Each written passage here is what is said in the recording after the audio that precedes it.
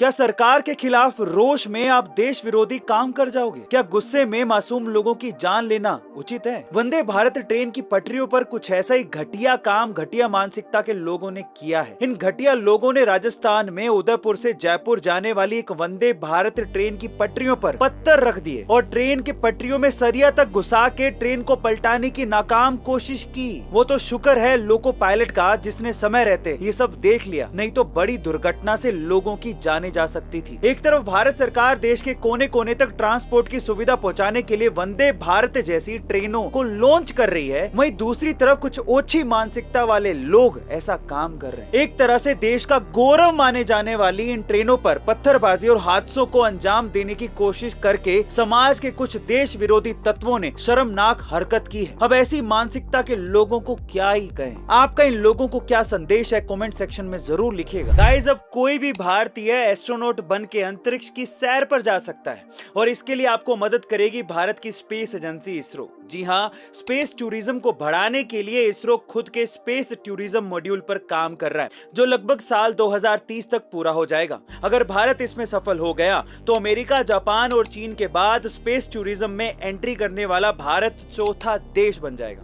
इसके बाद जो भी इंसान अंतरिक्ष देखना चाहता है उसे अंतरिक्ष की सैर करवाई जाएगी, जिसमें उस इंसान को 15 मिनट तक अंतरिक्ष में घुमाया जाएगा और वापस भी लाया जाएगा। खास बात यह होगी कि जो कोई भी इंसान इस अंतरिक्ष की सैर पर जाएगा उसे भारत में एस्ट्रोनॉट के नाम से जाना जाएगा। लेकिन इसके लिए आपको 6 करोड़ रुपए ढीले करने पड़ेंगे। वैसे आप में से कितने लोग हैं जो कि अंतरिक्ष की सैर पर इसरो के साथ जाना चाहते हैं? कमेंट सेक्शन में जरूर लिखिएगा। एक बार एक विदेशी यात्री भारत घूमने आया और टैक्सी करके पास के एक होटल पहुंचा।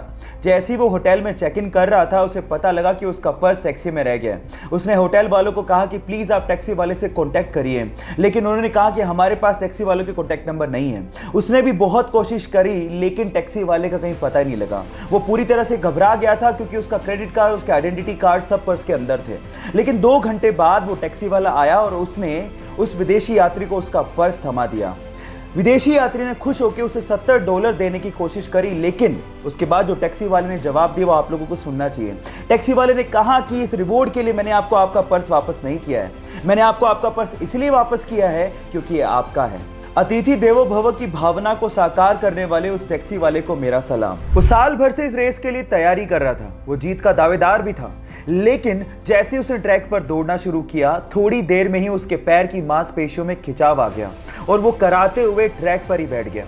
वो रेस हार चुका था, लेकिन उसके बाद भी थोड़ी देर में वो खड़ा हुआ और लंगड़ाते हुए अपनी रेस को पूरा करने की कोशिश करने लगा।